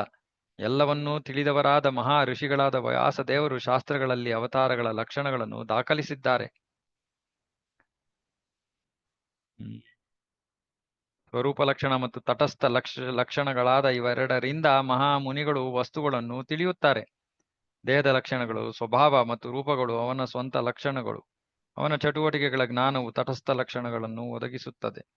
ಅವನ ದೇಹದ ಆಕಾರ ಇತ್ಯಾದಿ ಅದು ಸ್ವರೂಪ ಲಕ್ಷಣ. ಆಮೇಲೆ ತಟಸ್ಥ ಲಕ್ಷಣ ಅಂದ್ರೆ ಚಟುವಟಿಕೆಗಳ ಜ್ಞಾನ, ಅದು ತಟಸ್ಥ ಲಕ್ಷಣ. ಭಾಗವತದ ಆರಂಭದಲ್ಲಿ ಬರುವ ಮಂಗಳಾಚರಣೆ ಶ್ಲೋಕದಲ್ಲಿ ವ್ಯಾಸರು ದೇವೋತ್ತಮ ಪರಮಪುರುಷನು ಈ ಲಕ್ಷಣಗಳಿಂದ ವರ್ಣಿಸಿದ್ದಾರೆ. ಜನ್ಮಾದ್ಯಸ್ಯ ಅಥವನ್ವಯಾದಿತರದಶ್ಚಾರ್ಥೇಶ ವಿಘ್ನ ಸ್ವರಾಟ್. ಭಾಗವತದ ಈ ಪ್ರಾರ್ಥನೆಯಲ್ಲಿ ಪರಮ ಶಬ್ದವು ದೇವೋತ್ತಮ ಪರಮ ಪುರುಷ ಪ್ರಭು ಕೃಷ್ಣನನ್ನು ತೋರಿಸುತ್ತದೆ ಮತ್ತು ಸತ್ಯ ಶಬ್ದವು ಅವನ ಸ್ವಾಂಶ ಲಕ್ಷಣಗಳನ್ನು ತೋರಿಸುತ್ತದೆ. ಅದೇ ಶ್ಲೋಕದಲ್ಲಿ ಪ್ರಭು ವಿಶ್ವ ಸೃಷ್ಟಿಯ ಸೃಷ್ಟಿಕರ್ತನು, ಪಾಲಕನು ಮತ್ತು ಪ್ರಳಯಕಾರನೂ ಇರುವನು ಎಂದು ಹೇಳಿದೆ. ಮತ್ತು ಅವನು ವೇದ ಜ್ಞಾನವನ್ನಿತ್ತು ಬ್ರಹ್ಮನಿಗೆ ವಿಶ್ವ ಸೃಷ್ಟಿಯನ್ನು ಮಾಡಲು ಶಕ್ತನನ್ನಾಗಿ ಮಾಡಿದ. ಇದಲ್ಲದೆ ಅವನಿಗೆ ಪೂರ್ಣ ಜ್ಞಾನವಿತ್ತು. ಪರೋಕ್ಷವಾಗಿ ಪ್ರತ್ಯಕ್ಷವಾಗಿ ಅವನಿಗೆ ಭೂತ ವರ್ತಮಾನ ಭವಿಷ್ಯಗಳ ಜ್ಞಾನವಿತ್ತು ಮತ್ತು ಅವನ ಸ್ವಾಂಶ ಶಕ್ತಿಯು ಮಾಯೆಯಿಂದ ಬೇರ್ಪಟ್ಟಿತ್ತು ಎಂದು ಅಲ್ಲಿ ಹೇಳಲಾಗಿದೆ. ಈ ಎಲ್ಲಾ ಚಟುವಟಿಕೆಗಳು ಅವನ ತಟಸ್ಥ ಲಕ್ಷಣಗಳು. ಶ್ರೇಷ್ಠ ಸಂತ ಪುರುಷರು ಸ್ವರೂಪ ಮತ್ತು ತಟಸ್ಥ ಲಕ್ಷಣಗಳ ಮೇಲಿಂದ ದೇವೋತ್ತಮ ಪರಮಪುರುಷನ ಅವತಾರಗಳನ್ನು ತಿಳಿಯಬಲ್ಲರು. ಕೃಷ್ಣನ ಎಲ್ಲಾ ಅವತಾರಗಳನ್ನು ಈ ರೀತಿ ತಿಳಿಯಬೇಕು. ಪ್ರಭುವಿನ ಅವತಾರಗಳು ಕಾಣಿಸಿಕೊಳ್ಳುವ ಕಾಲದಲ್ಲಿ ಜನರು ಅವತಾರದ ಪ್ರಧಾನ ಲಕ್ಷಣಗಳಾದ ಸ್ವರೂಪ ಮತ್ತು ತಟಸ್ಥ ಲಕ್ಷಣಗಳನ್ನು ತಿಳಿದುಕೊಳ್ಳಲು ಶಾಸ್ತ್ರಗಳನ್ನು ನೋಡುತ್ತಾರೆ. ಈ ರೀತಿಯಲ್ಲಿ ದೊಡ್ಡ ಸಾಧು ಪುರುಷರಿಗೆ ಅವತಾರಗಳು ತಿಳಿಯುತ್ತವೆ. ಚೈತನ್ಯ ಮಹಾಪ್ರಭುಗಳು ಇವೆಲ್ಲ ಹೇಳ್ತಾರೆ. ಸನಾತನ ಗೋಸ್ವಾಮಿ ಕೇಳ್ತಾರೆ, ಯಾರು ಕಲಿಯುಗದಲ್ಲಿ ಅವತಾರ ಅಂದಿದ್ದಕ್ಕೆ ಶಾಸ್ತ್ರದ ಪ್ರಕಾರ ನಾವು ತಿಳ್ಕೊಂಡು ಸ್ವರೂಪ ಲಕ್ಷಣ ತಟಸ್ಥ ಲಕ್ಷಣಗಳನ್ನ ತಿಳ್ಕೊಂಡು ನಾವು ಗುರುತಿಸ್ಬೇಕು. ಸಾಧು ಪುರುಷರು ಅದನ್ನ ಹೇಳಿದ್ದಾರೆ ಅಂತ ಎಲ್ಲ ಹೇಳ್ತಾರೆ. ಸನಾತನ ಗೋಸ್ವಾಮಿ ಹೇಳ್ತಾರೆ, ಪ್ರಭುವಿನ ಲಕ್ಷಣಗಳು ಕಾಣಿಸಿಕೊಳ್ಳುವ ವ್ಯಕ್ತಿಯ ವರ್ಣ ಹಳದಿ ಇರುತ್ತದೆ. ಅವನ ಕ್ರಿಯೆಗಳಲ್ಲಿ ದೇವತ್ವದ ಪ್ರೀತಿಯನ್ನು ವಿತರಿಸುವುದು ಮತ್ತು ಪ್ರಭುವಿನ ಪವಿತ್ರ ನಾಮ ಸ್ಮರಣೆ ಮಾಡುವುದು ಒಳಗೊಂಡಿರುತ್ತದೆ. ಇವಾಗ ಸನಾತನ ಗೋಸ್ವಾಮಿಯವರು ಹೇಳ್ತಾ ಇದ್ದಾಳೆ, ಸರಿ ಲಕ್ಷಣಗಳನ್ನ ನೋಡಿ ಅಂದ್ರಲ್ಲ, ಇವಾಗ ಲಕ್ಷಣಗಳನ್ನ ನೋಡಿದ್ರೆ ವ್ಯಕ್ತಿ ಸ್ವರೂಪ ಲಕ್ಷಣ ಏನು ಏನು ಅವರು ಹಳದಿ ಬಣ್ಣ ವರ್ಣ, ಮತ್ತೆ ತಟಸ್ಥ ಲಕ್ಷಣ ಏನು ಕೃಷ್ಣ ಭಗವತ್ ಪ್ರೇಮವನ್ನ ವಿತರಿಸೋದು, ಮತ್ತೆ ಪವಿತ್ರ ನಾಮದ ಜಪವನ್ನ ನಾಮಸ್ಮರಣೆ ಅಥವಾ ಸಂಕೀರ್ತನೆಯನ್ನ ಮಾಡೋದು, ಇದು ಒಳಗೊಂಡಿರುತ್ತೆ. ಕೃಷ್ಣನ ಅವತಾರದ ಈ ಲಕ್ಷಣಗಳನ್ನು ಈ ಯುಗವು ತೋರಿಸಿದೆ. ತಾವು ಇದನ್ನು ದೃಢೀಕರಿಸಿದರೆ ನನ್ನ ಸಂಶಯಗಳು ನಿವಾರಣೆಯಾಗುತ್ತದೆ. ಕೇಳ್ತಾ ಇದ್ದಾರೆ, ಹೌದು ಇದೇನಾ ಗುಣಲಕ್ಷಣಗಳು? ಓ ಚೈತನ್ಯ ಮಹಾಪ್ರಭುಗಳು ಹೇಳ್ತಾರೆ, ಓ ಸನಾತನರೇ, ನೀವು ಈ ಬುದ್ಧಿವಂತ ತಂತ್ರವನ್ನು ಬಿಡಲೇಬೇಕು. ಈಗ ನೀವು ಸಕ್ತಾವೇಶ ಅವತಾರಗಳ ವರ್ಣನೆಯನ್ನು ಕೇಳಬೇಕು. ಚೈತನ್ಯ ಮಹಾಪ್ರಭುಗಳು ಗೊತ್ತಾಗ್ಬಿಡ್ತು.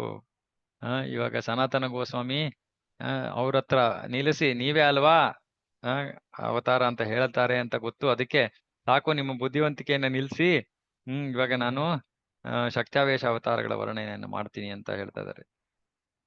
ಪ್ರಭು ಕೃಷ್ಣನ ಅಮಿತ ಶಕ್ತ್ಯಾವೇಶ ಅವತಾರಗಳಿವೆ, ಅವುಗಳಲ್ಲಿ ಮುಖ್ಯವಾದವುಗಳನ್ನು ವರ್ಣಿಸುತ್ತೇನೆ. ಅಧಿಕಾರ ಪಡೆದ ಅವತಾರಗಳು ಎರಡು ವಿಧವಾಗಿವೆ, ಪ್ರಾಥಮಿಕ ಮಾಧ್ಯಮಿಕ. ಪ್ರಾಥಮಿಕ ಅವತಾರಗಳು ನೇರವಾಗಿ ದೇವತಮ ಪರಮಪುರುಷನಿಂದ ಅಧಿಕಾರವನ್ನು ಪಡೆದಿರುತ್ತಾರೆ, ಅದರಿಂದ ಅವುಗಳನ್ನು ಅವತಾರಗಳು ಎಂದು ಕರೆಯುತ್ತಾರೆ. ಗೌಣ ಅವತಾರಗಳು ಪರಮಪುರುಷನಿಂದ ಪರೋಕ್ಷವಾಗಿ ಅಧಿಕಾರವನ್ನು ಪಡೆದಿರುತ್ತಾರೆ, ಅದರಿಂದ ಅವು ವಿಭೂತಿಗಳು. ಶಕ್ತ್ಯಾವೇಶ ಅವತಾರಗಳು ಮತ್ತು ವಿಭೂತಿಗಳು, ಇದು ಎರಡು ವಿಭಾಗ.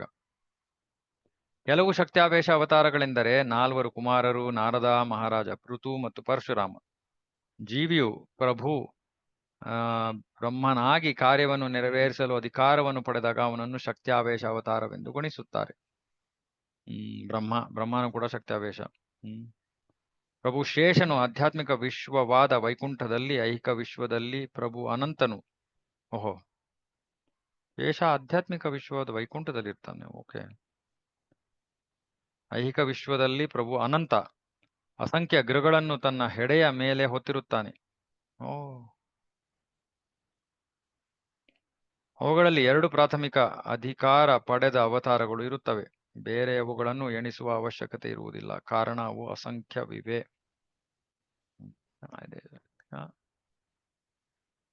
ಇರಲಿಲ್ಲ. ವೈಕುಂಠೇ ಶೇಷ ಧರಯೇ ಅನಂತ, ಧರಾಧರಯೇ ಅನಂತ.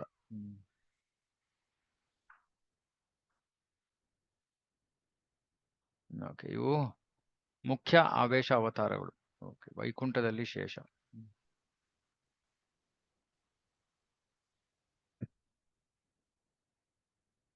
ಜ್ಞಾನ ಶಕ್ತಿಯನ್ನು 4 ಕುಮಾರರಲ್ಲಿ ವಿನಿಯೋಗಿಸಲಾಯಿತು.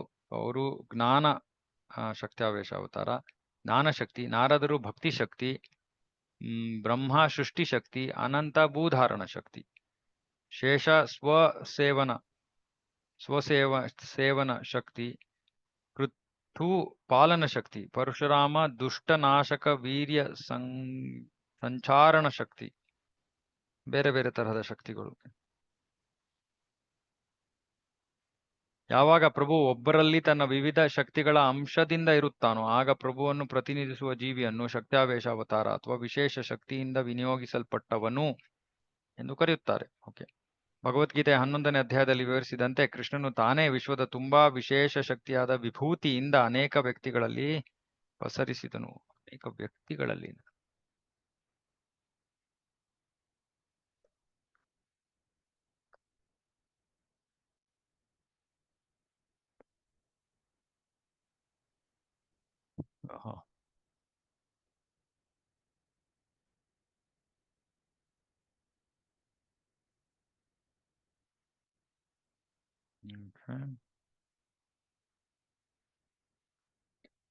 ತಿಳಿದುಕೋ, ಯಾವುದು ಸಂಪದ್ಯುಕ್ತವಾಗಿರುವುದೋ ಮತ್ತು ಎಲ್ಲಿ ಕಾಂತಿಯುತ ಸೃಷ್ಟಿ ಹುಟ್ಟಿಯುವುದು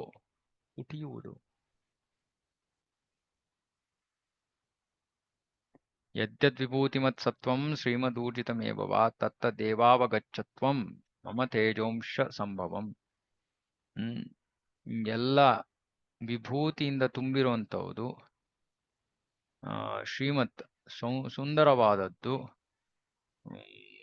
ಊರ್ಜಿತವಾದದ್ದು ಅಥವಾ ಭವ್ಯವಾದ ಸೃಷ್ಟಿಗಳೆಲ್ಲವೂ ಕೂಡ ನನ್ನ ತೇಜದ ಒಂದು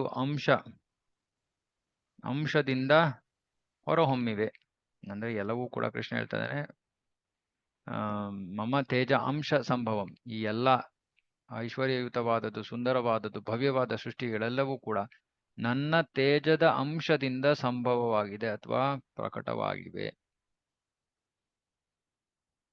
ಅಥವಾ ಬಹುನೈತೇನ ಕಿಂನಾಥೇನ ಅಥವಾ ಅರ್ಜುನ ವಿಷ್ಟವ್ಯಾಹಮಿದಂ ಕೃತ್ಸ್ನಂ ಏಕಾಂಶೇನ ಸ್ಥಿತೋ ಜಗತಿ. ಇವೆಲ್ಲ ತಿಳ್ಕೊಳ್ಳೋ ಇಷ್ಟೊಂದು ವಿಸ್ತಾರವಾದ ಜ್ಞಾನದ ಅವಶ್ಯಕತೆ ಏನಿದೆ? ಎಲ್ಲವೂ ಕೂಡ ನನ್ನ ಒಂದು ಅಂಶ, ಏಕಾಂಶೇನ. ಈ ಜಗತ್ತು ಆ ಒಂದು ಅಂಶದ ಆಧಾರದ ಮೇಲೆ ಸ್ಥಿತವಾಗಿದೆ. ಅಂಶ ಅಂದ್ರೆ ಅದು ಪರಮಾತ್ಮ. ಓಕೆ. ಹೀಗೆ ನಾನು ವಿಶೇಷ ಅಧಿಕಾರ ಪಡೆದ ಅವತಾರಗಳನ್ನು, ಅಂದ್ರೆ ಶಕ್ತಾವೇಶ ಅವತಾರಗಳನ್ನು ವರ್ಣಿಸಿದ್ದೇನೆ. ಈಗ ದಯವಿಟ್ಟು ಕೃಷ್ಣನ ಬಾಲ್ಯ ಯವನಕ್ಕೆ ಪೂರ್ವದಲ್ಲಿ, ಅಂದ್ರೆ ಬಾಲ್ಯ ಯೌವನಕ್ಕೆ ಪೂರ್ವದಲ್ಲಿ ಅಲ್ಲ, ಬಾಲ್ಯ ಯೌವನ ಮತ್ತೆ ಬಾಲ್ಯ ಪೌಗಂಡ ಯೌವನ ಅಥವಾ ಪೌಗಂಡ, ಬಾಲ್ಯ ಪೌಗಂಡ ಯೌವನದ ಭಗವಂತನ ಗುಣಲಕ್ಷಣಗಳನ್ನ ಹೇಳ್ತೀನಿ. ಓಕೆ. ನಂದಮಹಾರಾಜನ ಮಗನಾಗಿ ಕೃಷ್ಣನು ಸ್ವಾಭಾವಿಕವಾಗಿ ಆದರ್ಶ ಕಿಶೋರಾವಸ್ಥೆಯಲ್ಲಿದ್ದನು. ಅಲ್ಲ, ಕಿಶೋರಾವಸ್ಥೆಯ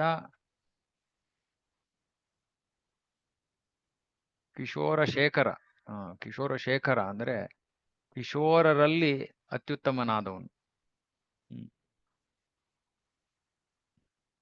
ಆ ವಯಸ್ಸಿನಲ್ಲಿ ಅವನು ತನ್ನ ಲೀಲೆಗಳನ್ನು ಪ್ರದರ್ಶಿಸಲು ಬಯಸಿದನು. ಪ್ರಭು ಪ್ರಕಟವಾಗುವ ಮೊದಲು ತನ್ನ ಕೆಲವು ಶಿಷ್ಯರನ್ನು ತನ್ನ ತಾಯಿ, ತಂದೆ, ನಿಕಟ ಸಹಭಾಗಿಗಳಾಗಿ ವರ್ತಿಸುವಂತೆ ಯೋಜಿಸುತ್ತಾನೆ. ಅವನು ಅನಂತರ ಅವರ ಮಗನಂತೆಯೇ ಜನ್ಮ ತಾಳುತ್ತಾನೆ. ಕೂಸಿನಿಂದ ಮಗುವಾಗಿ, ಮಗುವಿನಿಂದ ಮೆಲ್ಲನೆ ತರುಣನಾಗಿ ಬೆಳೆಯುತ್ತಾನೆ. ದೇವೋತ್ತಮ ಪರಮಪುರುಷನು ನಿರಂತರವಾಗಿ ಸುಖಾನುಭವ ಮಾಡುತ್ತಿದ್ದಾನೆ ಹಾಗೂ ಎಲ್ಲಾ ಬಗೆಯ ಭಕ್ತಿ ಸೇವೆಗೂ ಈತ ಆಶ್ರಯದಾತ. ಕೃಷ್ಣ ನಿರಂತರವಾಗಿ ಸುಖಾನುಭೋಗ ಮಾಡ್ತಾ ಇದ್ದಾನೆ ಗೋಲೋಕದಲ್ಲಿ. ಮತ್ತೆ ಎಲ್ಲಾ ಬಗೆಯ ಭಕ್ತಿ ಸೇವೆಗೂ ಇವನೇ ಆಶ್ರಯದಾತ. ಕೃಷ್ಣನ ವಯಸ್ಸು ಬೆಳೆಯುತ್ತಾ ಬಂದರೂ ಕಿಶೋರ ಕಾಲದ ಅವನ ಆಯುರ್ಮಾನವು ಎಲ್ಲದಕ್ಕೂ ಶ್ರೇಷ್ಠವಾದದ್ದು. ಅಂದ್ರೆ ಅವನು ಬೇರೆ ಬೇರೆ ಈ ಒಂದು ಏನ್ ಹೇಳ್ಬೇಕಿದಕ್ಕೆ, ವಯೋಮಾನಗಳನ್ನು ಹೊಂದಿದ್ರು ಕೂಡ ಕಿಶೋರಾವಸ್ಥೆ ಎಲ್ಲಕ್ಕಿಂತ ಸರ್ವಶ್ರೇಷ್ಠವಾದದ್ದು.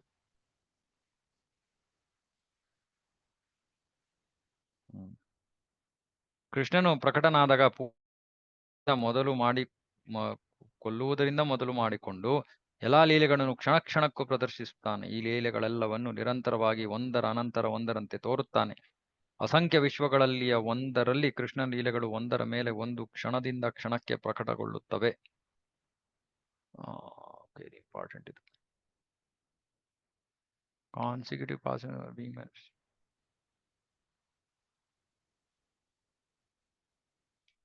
ಅಗಣಿತ ಬ್ರಹ್ಮಾಂಡಗಳಲ್ಲಿ ಒಂದರಲ್ಲಿ ಅನಂತ ಬ್ರಹ್ಮಾಂಡ ತಾರ ನಾಹಿಕ ಗಣನ ಕೋನ ಲೀಲಾ ಕೋನ ಬ್ರಹ್ಮಾಂಡೇ ಹೋಯ ಪ್ರಕಟನ.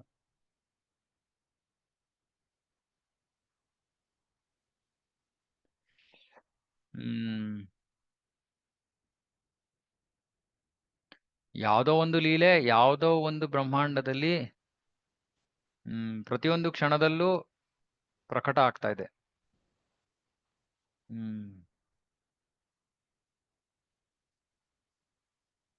ಹಲವಾರು ಅಗಣಿತ ಬ್ರಹ್ಮಾಂಡಗಳಿವೆ. ಪ್ರತಿಯೊಂದು ಬ್ರಹ್ಮಾಂಡದಲ್ಲೂ ಭಗವಂತನ ಯಾವುದಾದ್ರೂ ಒಂದು ಅವತಾರ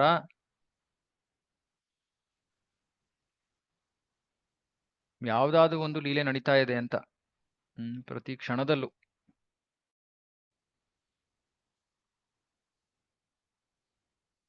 ಹೀಗೆ ಭಗವಂತನ ಲೀಲೆಗಳು ಗಂಗಾ ಜಲದಂತೆ ಪ್ರವಹಿಸುತ್ತಿರುತ್ತದೆ. ಹೀಗೆ ನಂದ ಮಹಾರಾಜನ ಪುತ್ರ ಎಲ್ಲಾ ಲೀಲೆಗಳನ್ನು ಪ್ರಕಟ ಮಾಡ್ತಾನೆ.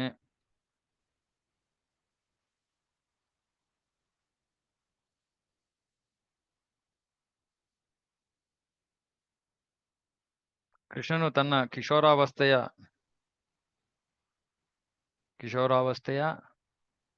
ಬಾಲ್ಯದ ತಾರುಣ್ಯ ಪೂರ್ವದ ಲೀಲೆಗಳನ್ನು ಪ್ರದರ್ಶಿಸುತ್ತಾನೆ. ಅವನು ಪೋಗೊಂಡ ವಯಸ್ಸನ್ನು ತಲುಪಿದಾಗ ರಾಸ ನೃತ್ಯವನ್ನು ಮತ್ತು ಇತರ ಲೀಲೆಗಳನ್ನು ಮಾಡಲು ಶಾಶ್ವತವಾಗಿ ಅಸ್ತಿತ್ವದಲ್ಲಿ ಇರತೊಡಗುತ್ತಾನೆ. ಕೃಷ್ಣನ ಲೀಲೆಗಳು ಎಲ್ಲ ಅಪೌರುಷೇಯ ಧರ್ಮಗ್ರಂಥಗಳಲ್ಲಿ ವರ್ಣಿಸಲ್ಪಟ್ಟಿವೆ. ಆದರೆ ಅವು ಹೇಗೆ ಮುಂದುವರಿದಿವೆ ಎನ್ನುವುದು ಯಾರಿಗೂ ತಿಳಿಯುವುದಿಲ್ಲ. ಹೇಗೆ ಮುಂದುವರೆದಿದೆ ಅಂದರೆ ಅರ್ಥ ಹೇಗೆ ಸನಾತನವಾಗಿ ನಡೀತಾ ಇವೆ, ಸತತವಾಗಿ ನಡೀತಾ ಇವೆ ಅನ್ನೋದು ಯಾರು ಅರ್ಥ ಮಾಡ್ಕೊಳಕ್ಕಾಗಲ್ಲ. ನಾನು ಕೊಡುವ ಉದಾಹರಣೆಯಿಂದ ಕೃಷ್ಣನ ಶಾಶ್ವತ ಲೀಲೆಗಳು ಜನರಿಗೆ ತಿಳಿಯಬಹುದು. ಈ ಉದಾಹರಣೆಯು ತಾರಾಮಂಡಲದಲ್ಲಿ ಕಾಣಿಸುತ್ತದೆ. ಏನಿದು?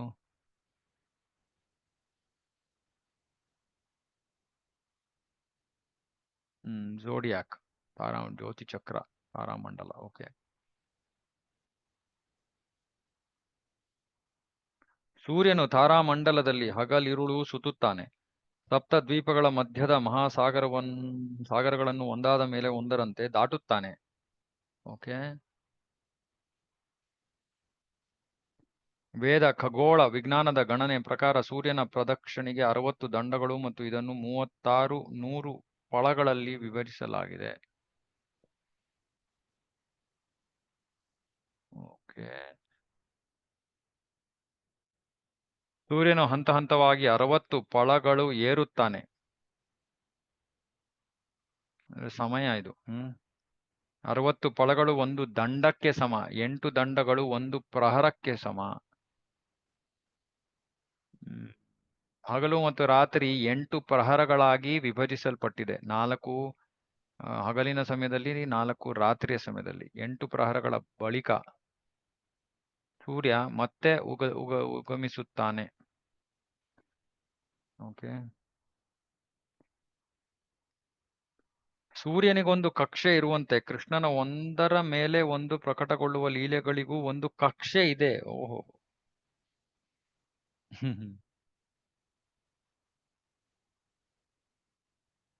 ಸೊ ಒಂದಾದ್ಮೇಲೆ ಒಂದು ಪ್ರಕಟವಾಗ್ತಾ ಹೋಗುತ್ತೆ. ಈ ಕಕ್ಷೆ 14 ಮನುಗಳ ಕಾಲದಲ್ಲಿ ಎಲ್ಲಾ ವಿಶ್ವಗಳಿಗೆ ವಿಸ್ತಾರವಾಗುತ್ತದೆ.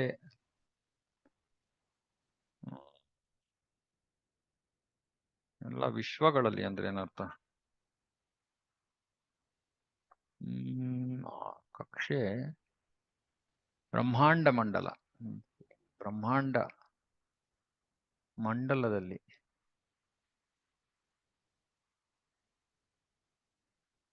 expands through all the universes. ಅಲ್ಲ, during the life of Manoj.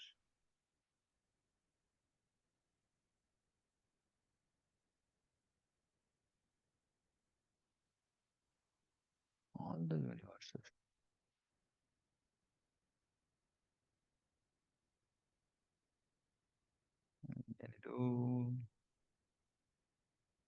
ಈ ಕಕ್ಷೆ 14 ಮನುಗಳ ಕಾಲದಲ್ಲಿ ಎಲ್ಲಾ ವಿಶ್ವಗಳಿಗೆ ವಿಸ್ತಾರವಾಗುತ್ತದೆ ಮತ್ತು ಕ್ರಮಕ್ರಮವಾಗಿ ಅದು ಮರಳುತ್ತದೆ.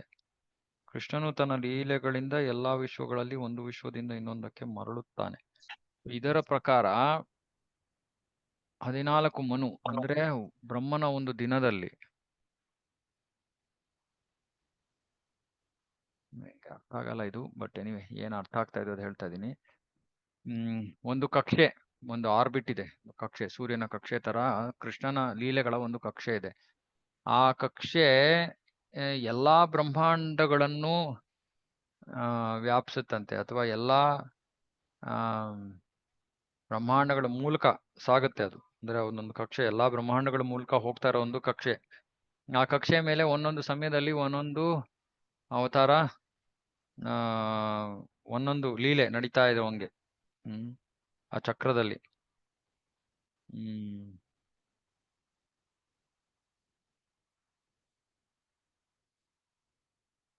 ಸೊ ಒಂದೊಂದು ಲೀಲೆ ಕೂಡ ಒಂದೊಂದು ಎಲ್ಲೋ ವಿಶ್ವದಲ್ಲಿ ಯಾವುದೋ ಒಂದು ಯುಗದಲ್ಲಿ ಯಾವುದೋ ಒಂದು ಬ್ರಹ್ಮಾಂಡದಲ್ಲಿ ನಡೀತಾ ಇದೆ.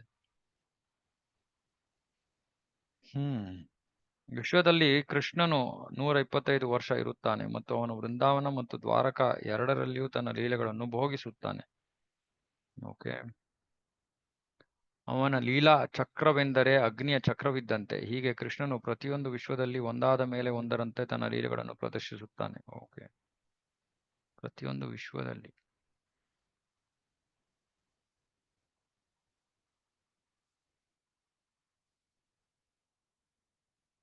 ಪ್ರತಿಯೊಂದು ಬ್ರಹ್ಮಾಂಡದಲ್ಲಿ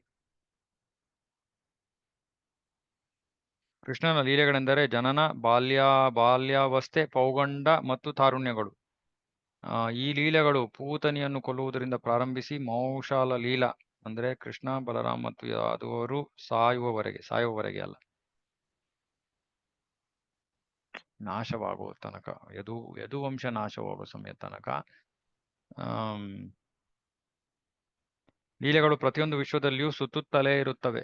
ಓಕೆ, ಇವೆಲ್ಲಾ ಲೀಲೆಗಳು ಇವೆ. ಅದು ಪ್ರತಿಯೊಂದು ಯುಗದಲ್ಲೂ ಸುತ್ತುತ್ತವೆ ಅಂತ ಇದ್ದಾರೆ. ಸ್ವಲ್ಪ ಕನ್ಫ್ಯೂಷನ್ ಇದೆ.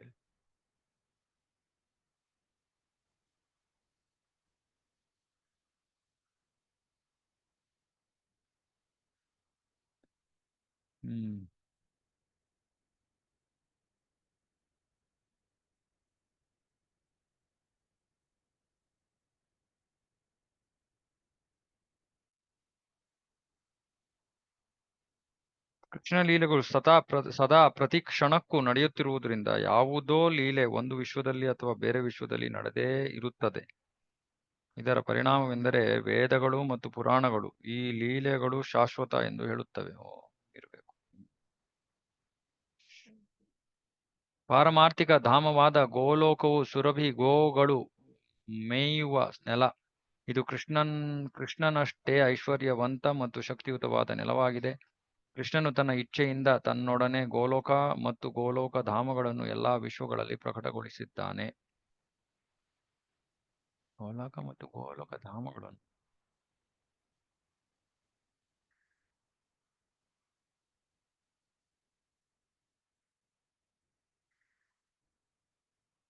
ಗೋಕುಲ. ಓಕೆ, ಗೋಕುಲ ಧಾಮಗಳನ್ನು ತಪ್ಪು ಮಾಡಿದ್ದಾರೆ. ಗೋಲೋಕ ಮತ್ತು ಗೋಕುಲ ಧಾಮಗಳನ್ನು ಎಲ್ಲಾ ವಿಶ್ವಗಳಲ್ಲಿ ಪ್ರಕಟಿಸಿದ್ದಾನೆ.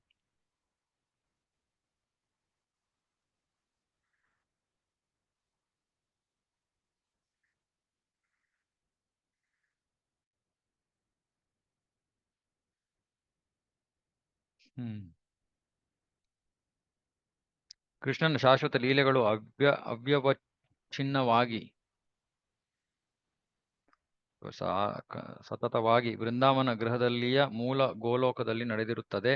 ಈ ತರಹದ ಲೀಲೆಗಳು ಕ್ರಮವಾಗಿ ಐಹಿಕ ವಿಶ್ವದೊಳಗೆ ಪ್ರತಿಯೊಂದು ಬ್ರಹ್ಮಾಂಡದಲ್ಲಿ ಪ್ರಕಟಗೊಳ್ಳುತ್ತಿರುತ್ತವೆ.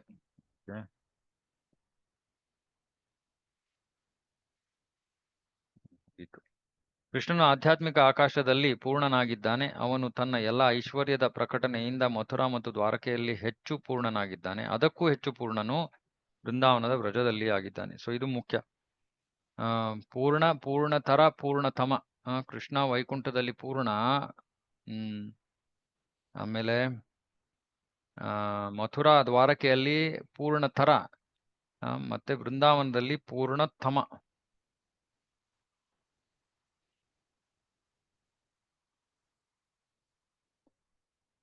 ನಾಟ್ಯಶಾಸ್ತ್ರದಲ್ಲಿ ಇದನ್ನು ಪೂರ್ಣತರ ಪೂರ್ಣತಮ ಎಂದು ಹೇಳಿದ್ದಾರೆ. ಹೀಗೆ ಪ್ರಭು ಕೃಷ್ಣನು ತಾನು 3 ಹಂತಗಳಲ್ಲಿ ಪರಿಪೂರ್ಣ, ಪೂರ್ಣತರ ಮತ್ತು ಪೂರ್ಣತಮ ಎಂದು ಪ್ರಕಟಗೊಳ್ಳುತ್ತಾನೆ. ದೇವೋತ್ತಮ ಪುರುಷನು ತನ್ನ ಎಲ್ಲಾ ದಿವ್ಯ ಗುಣಗಳನ್ನು ಪ್ರಕಟಿಸದೇ ಇರುವಾಗ ಅವನನ್ನು ಪೂರ್ಣ ಎಂದು ಕರೆಯುತ್ತಾರೆ. ದೇವೋತ್ತಮ ಪುರುಷ ಪೂರ್ಣ, ಅವನು ಎಲ್ಲಾ ಗುಣಗಳನ್ನು ಪ್ರಕಟಪಡಿಸದೇ ಇದ್ರೂ ಅವನನ್ನ ಪೂರ್ಣ ಅಂತ ಕರೀತಾರೆ. ಎಲ್ಲಾ ಗುಣಗಳನ್ನು ಆದರೆ ಪೂರ್ಣವಲ್ಲ ಪ್ರಕಟಿಸಿದಾಗ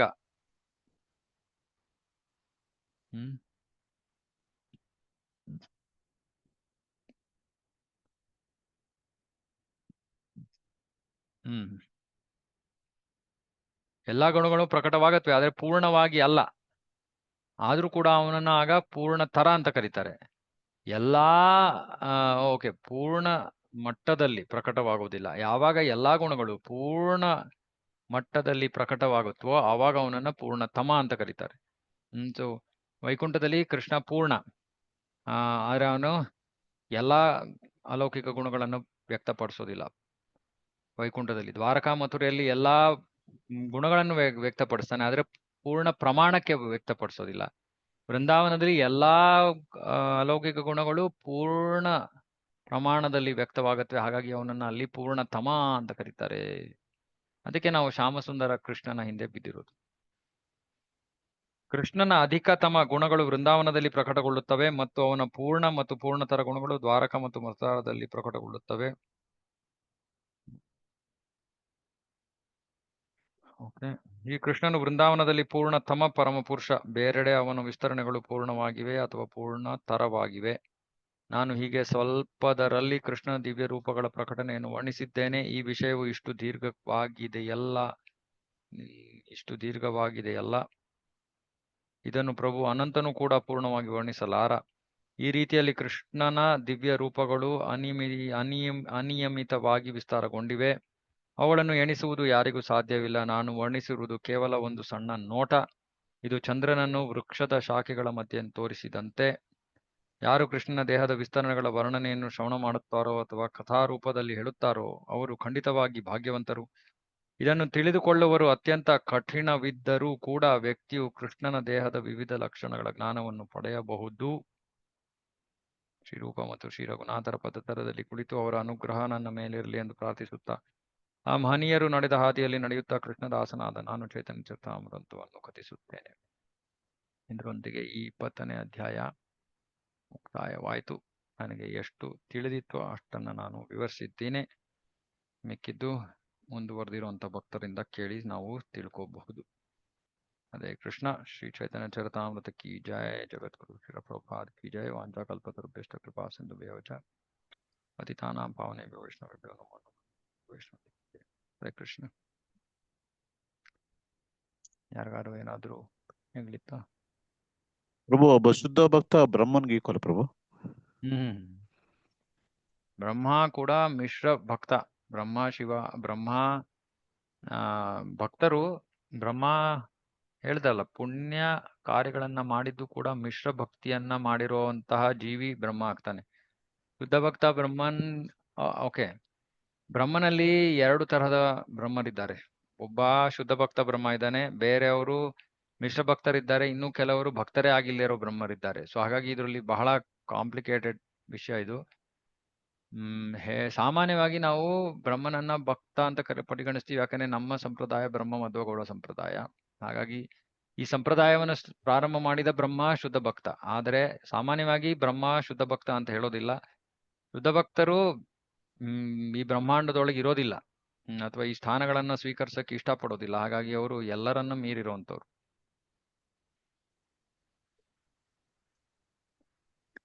ಹರೇ ಕೃಷ್ಣ ಪ್ರಭು. ಮಾರ್ಚ್ 28 ಯಾತ್ರೆಗೆ ರಿಜಿಸ್ಟರ್ ಮಾಡಿ ಅಂತ ಹೇಳಿದ್ರಲ್ಲ, ನಾನು ನವೆಂಬರ್ ಅಲ್ಲಿ ಮಾಡಿದ್ದೆ.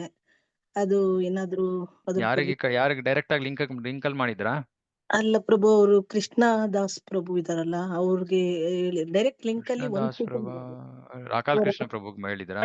ಎಸ್ ಪ್ರಭು, ಅವ್ರಿಗೆ ಮಾಡಿದ್ದೆ. ಮತ್ತೆ ಅಮೌಂಟ್ ಕಳಿಸಿದ್ದೆ 6,000 ಅಂತ ಹೇಳಿದ್ರು.